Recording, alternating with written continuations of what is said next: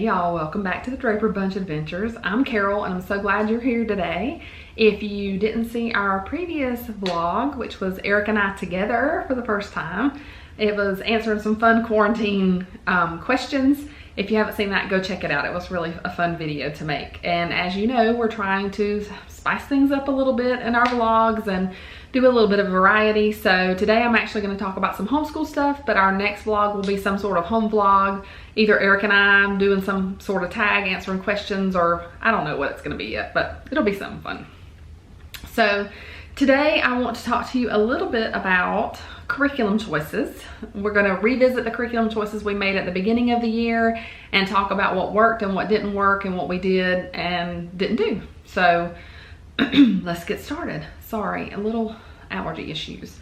So one of my goals on this channel is to be very clear with you guys, to be very transparent, and to be very honest. So I'm going to do that today by revisiting the curriculum choices that we had made at the beginning of the year. I published a vlog about what those choices were. You're welcome to go back and watch it and talk to you about which ones worked and which ones didn't work. And also I would like to say that I recognize the fact that all kids are different, families are different, moms and dads who are teaching have different styles and schedules, and so what works for one person doesn't always work for another.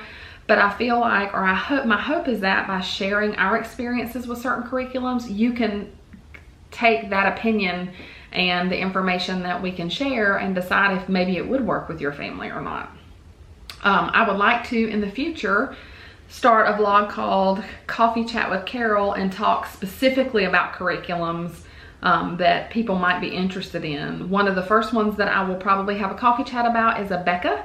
A lot of people either have a very much a love or a hate relationship with that curriculum, and I fit somewhere in the middle. So I'm going to talk to you about the curriculum, how I use it, what I do with it. I don't want to give too much away, but that's going to be coming up soon. So watch out for that if you're interested in Abeka. So let's get down to it. We'll start with Ella and Emma, and I want to start with the basic subjects, which are language arts and math for the two of them, and then I'll talk about the subjects they kind of collectively did together. For Emma Grace, she is 8, technically a second grader. Her birthday is not until November, so she has a very late birthday. So if she were in public school, she would be in second grade. We try to kind of keep with grade levels, but not necessarily. If you've watched my other curriculum videos, you know that I try to look at scope and sequences in curriculums and choose what I think my kids need to know without leaving holes and gaps. So for Emma, I did use a lot of Abeka materials, and I do like the Abeka curriculum. I'm very, very fond of it for its ability to teach phonics to kids. I have been a reading specialist, and I do not think that there is a right or wrong answer about how to teach kids how to read. Sometimes people have varying opinions. Some people think you should teach them sight words or whole language or just phonics. I think that it's kind of like anything we do in life. If we give them a whole bag of tricks, different methods and means, then they can figure out which way works best for them, and eventually they can just run with it. And so that's kind of what I like to do with reading. So while I did use some Abeka materials and some of the Abeka curriculum, I did not exclusively use it, and I did not use it in its pure form with her. I used some other teaching strategies that I've used throughout the year. I've pulled in some other things on my own and added my own things to it for her. And so I did, it was kind of a base or a jumping off point for my teaching for her. And then I added a lot of other of my own kind of tricks out of my own bag, if you will, for her this year. So everything we did with her worked really well. We didn't make any curriculum changes with her midstream or anything like that. It all kind of went as planned and has worked very, very well. Ella is our middle child. She is 10 and she is a 4th grader this year. She also has a late birthday. Her birthday's in October. And she used Teaching Textbooks 5 for math this year. And I won't go into the camps of whether Teaching Textbooks is a year behind, or I just don't think that that's even worth a discussion. I think you need to meet your child where they are. Whatever level that is, it doesn't matter. If they don't know something, you don't skip to whatever level their grade level is just because that's the level they're supposed to be on. I don't think any of that matters. But for reference, she's 4th grade and she's doing the Teaching Textbooks 5 math. So That has worked very well for her. We didn't have any problems. As you know, we're big fans of teaching textbooks math. So we didn't change anything with her really. We used Fix-It Grammar for language and grammar. It's worked beautifully. We discovered a lot of things in that, and she learned a lot. We have allowed her to choose her own books to read, and we monitor it to make sure everything is developmentally appropriate for her. Obviously, we're with her when she chooses, but we don't try to force her to read a certain reading list. I think that will come when she's older, and right now she loves to read. We don't have any issues getting her to read, and so I think that we just like to let her freely read and discover books on her own, and she does a really good job of that. So for spelling, I'm not really big into spelling curriculums in the elementary years. However, she specifically asked me for a spelling curriculum. So we did a Becca spelling for her grade level, 4th grade this year, and she has done beautifully with that. She's enjoyed it. One of her newfound pleasures is putting all the words in alphabetical order. So she's learned a lot of dictionary skills this year, because I do believe in having them use an actual physical dictionary, and all that has gone really well for her, and she's done really well. Now, the disclaimer about Ella is she's a very academic child. She does not mind worksheets. She does not mind writing. She doesn't have a least favorite. She loves everything about learning, and she loves academics, and she's just, you know, she's very paper pencil oriented. She likes to do the paper pencil tasks and those types of things. So all those curriculums have worked beautifully for her this year. She's done very well with them. I will say, because she is a little bit on the brighter side, with the math particularly, there have been some areas of boredom there. So I'm not going to say any more about that, because I am going to talk about in a future video what curriculums we're going to use next year, and how we've revisited that particular situation this year. So everything that we've used for her, we've kept on track, and we haven't really changed anything. Collectively together, the girls have worked for history in Our Star Spangled Story by Knotgrass. We did not finish the whole thing last year, and we are not going to finish the whole thing this year. I am not one of those people that feels like you have to finish an entire curriculum. If you like to do that and you do it, my hat's off to you. However, I feel it's completely unnecessary. Most research shows that kids need to complete about 80 to 85% of a curriculum to have everything they need for the next school year. And I can tell you, in all my years of education and working in schools across the country, no teacher I've ever met in my life ever finished a curriculum in a classroom. So they're kind of written that way to be more than you need, and you really don't have to finish the whole thing. So we haven't finished the whole thing. The girls have loved it. They've learned some geography and American history and done some fun projects. And so it's just, if you've seen any of my other videos, you know I'm a big fan of Knotgrass. So they've enjoyed Knotgrass. It's been a great curriculum for the two of them to be able to do collectively together, and they've enjoyed that. For science, we have some Magic School Bus science experiment kits that we've worked on this year. We've done some easy peasy online. It's allinonehomeschool.com, I think is the website. I'll find the link and leave it down below for you. But we've used the science kind of for the elementary grades there. And the girls have loved and enjoyed the online activities and the printout worksheets. We've also watched some videos on a site called Brain Pop as well. We have a subscription to that, and they've enjoyed during the quarantine and during everything else going on. They've enjoyed being able to watch a lot of the zoos, and you know, it's been my experience with elementary age kids, you really don't have to do a whole lot to get them interested into science particularly, and oftentimes social studies or history as well. They tend to have a natural inclination or a natural curiosity about those things. Sorry, that's my Minnie Mouse. I accidentally tapped it, and she's telling us the time. So they tend to have a natural curiosity about those things. It's not as hard to get them interested. It's not as hard to get them learning. And my girls also enjoy doing experiments with their older brother when he does experiments as well. So those things just kind of come in naturally. They squeeze in naturally, and I just really don't have to worry about those a whole lot. But I do enjoy the Knotgrass curriculum for the elementary age kids. Our Star Spangled Story is their first curriculum. I think that they have it slotted for K through 3, maybe. I don't have it written down in front of me, and I'm not 100% sure, but you could look on their website to see. I think a kindergartner, I think, would actually have a really hard time attending.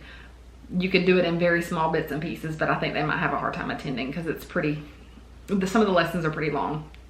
Anyway, we've enjoyed it. It's been great for us, and they have great little projects in there for the kids to do. So that pretty much wraps it up for the girls. I really didn't make a whole lot of changes for them this year. We pretty much kept what we started with, and I think it's been a very successful year for them in that way. Max is kind of a little bit of a different story. He is 16. He just turned 16. I feel very old. He is a sophomore in high school this year, and we definitely made the decision a few years ago that he wanted to be homeschooled through high school, and we also did not want to send him into school for high school as well. So it was a collective decision together. So this year his coursework he was supposed to be geometry for math. We started the year with teaching textbooks geometry, and about halfway through that and chemistry, we realized that he had some holes in his algebra knowledge. So as hard as it is to admit, and as hard as it is to be willing to put on the brakes, because I'm very much a list maker, check the box, got to get it all done kind of person. I think one of the benefits to homeschooling is to be able to say, whoa, wait a minute. You're not getting everything you need, and if we just continue moving forward, you're going to have holes in your education that's not going to benefit you later. Because what we know is that, particularly in math, kids have to have a very strong algebra background going into college, which is something that he would like to do. So I knew that, as hard of a decision as it was as a parent, especially, that it was time to say, wait a minute, we need to stop and we need to go back, because he was kind of just barely scraping by, and it was really the algebra that was causing the problem. So what we did was we put a pause on geometry and chemistry, and we went back and started back in algebra again and started picking up where some of the holes are. And so we've been working through that. The other thing that we discovered is we were using the 3rd edition of Apology of Chemistry, and we discovered that it had a different writer, and that the way that it was written and the way the material was laid out was just not as friendly as what we were used to with Apology, and that we were just not enjoying it. So we decided to switch curriculums for chemistry. And so we did that. We switched curriculums for chemistry and went to, it's called Berean Builders, and it's written by the same person who wrote the previous editions of Apologia curriculum. So the layout is very similar as far as it has, day by day what they should do. And I actually like the layout of that one much, much better. I think it's much more user-friendly. I think the material is explained in a way that is much more easily understood by the student. And so we switched to that chemistry and had a much better experience with it. So you can see that's already changes that we've made. So in the midst of all of this, the question that might be asked is, aren't you worried that he's not going to finish everything in time to graduate high school in 2 years? My answer to that is nope. I'm not worried. I anticipate right now, based on what we're doing, that he's still going to complete everything on time. However, if he did not, I would rather him spend extra time learning all the basics and all the foundations that he needs to be successful in his next step in life than to rush him through without everything that he needs. So that was kind of the theory that I came to, is we can still do this in 2.5 years. It's going to be hard, but we can do it. And I would rather take 5 steps back than to keep moving forward and ending up getting derailed when we get to the end of all of this, because we then realized that we needed to take some steps back and fill in some potholes along the way. So we're filling in the potholes, and he's doing great. He's working double overtime. I would say one of the biggest benefits in being willing to make the decision to take some steps back and to go back into Algebra 1 for a little while was the change, the difference that it made for Max. It was like a weight was lifted off his shoulders, and he finally was willing to admit to me, look, I had no clue what I was doing in this stuff. I couldn't, it wasn't clicking. The things weren't connecting together and it wasn't clicking. And so he was really just barely scraping by in chemistry and geometry and wasn't really getting it. And so that was okay, because he was really sort of a year ahead in science anyway. He really should be doing chemistry next year anyway. So it kind of worked out fine. We took a pause. We have done some other types of chemistry along the way. We've taken a pause and we've gone back to look at some specific physical science that will give a better foundation. We're filling in the potholes in algebra, and next year we'll be ready to rare with whatever's coming next for us curriculum-wise, which I'll talk about in a future video. Because he was already halfway finished with geometry, I'm not anticipating any problems in him being able to finish filling in the potholes and finishing geometry, and then being able to continue with his advanced math in order to graduate on time. I don't anticipate any problems with that at this point. He doesn't necessarily enjoy sitting down to do academic work all the time, but he's also the kind of child who doesn't complain and will do whatever I ask him to do. He's very compliant. He works very hard. When he does something, he does it right. He's just not one to just, you know, barely get 2 words on the paper when you ask him to do something. He's going to do his best at whatever he does. So I think that one of the things that this quarantine has allowed us is the time to play catch up a little bit, just because we haven't had any extracurricular activities. So anyway, those are 2 things we changed. For American history, he's used knot grass, and you've already heard me say it. I love knot grass. It also has a literature and a component history, a literature and a Bible component in it. Both of those are great. The literature is fabulous, quality literature, and that gives him the rest of his language arts credits. And Bible is an elective credit. And so I love knot grass history. We wouldn't change a thing with that, and he's done great with that. Writing, if you've seen my previous videos, you know that was a struggle for us. I won't go in depth about it. You can go back and watch some of those videos. It's just never been his strong suit. He has an excellent vocabulary. He's very well spoken. He verbally tells stories very well. He even has a great sense of humor, but he just has never been super excited about putting any of that down on paper or really learned the best way to do that. And so we started off contemplating IEW. You guys chimed in on a video and said, here are some other things you can try. Excuse me. And so what we did was we ended up switching to Essentials in Writing. We didn't really switch. It was at the beginning of the year, we decided to go with Essentials in Writing instead of IEW. We tried Essentials in Writing. It just didn't click. It just wasn't working for his learning style. And so to make a very long story short, we ended up starting a few months ago with a curriculum called Write Shop. I love this curriculum. And I would say if you have a reluctant writer, please go check it out, because Max was a reluctant writer. It was really more a confidence than ability thing, I've now discovered. And so just really, you know, there are a lot of programs out there. They're really not all created equally. I would be happy to do a vlog comparing the 3, IEW, Essentials in Writing, and Write Shop for you guys, and showing you the actual materials if you would like. Just leave it in the comments below. If I ever mention something like that and you want to see it, just please make sure you put it in the comments so I'll know. But either way, Write Shop is the one that has worked best for us. Because of his level, he's doing Write Shop 1, and he'll then go into Write Shop 2, and that should finish him out through high school with writing. He'll end up doing a research paper his senior year. So we did finally, I think, get the writing thing nailed down. We've tried several things. And then, of course, he's had several extracurricular activities. He got to play varsity baseball and basketball. Well, baseball season was cut short, but he did get to play some varsity sports with a local Christian school. He spent half of the year doing Irish dancing and saxophone, and then decided he wanted to switch to sports. So we did. He is going to take piano lessons. He was supposed to have already started those, but didn't get to because of the quarantine situation. So he has a lot of volunteering and those types of activities that he has for extracurriculars, and also things that'll look good on a college application.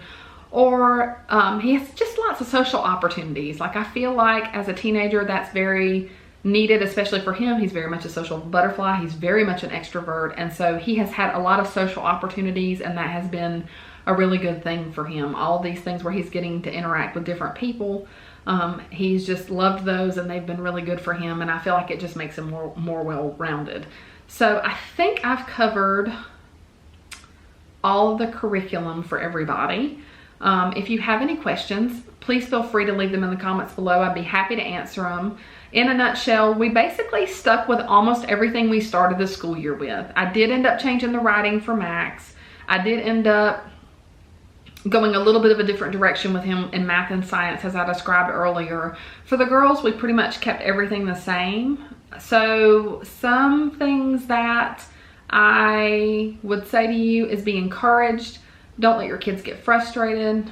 Put the brakes on if you need to. Switch to a different direction if you need to. Don't be afraid to do that, even if it's in the middle of the school year. It's okay. Excuse me, I have allergies. Our kids have plenty of time to learn all the things that they need to learn. And it's important that we allow them the opportunity to love learning and to become lifelong learners, because that's really the goal.